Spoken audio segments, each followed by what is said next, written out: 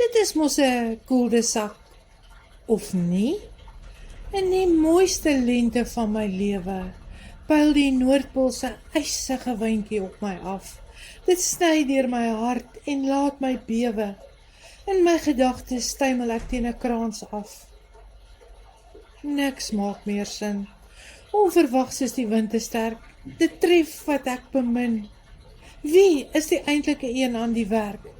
Dis mos 'n koeldesak, dan die. Maar in die doolhof se gange sien ek die liggie. Ek is geen gevange. Dis maar net nog 'n storm alweer. Jesus tel my op en dra my deur. Saggies en teer sit hy my neer.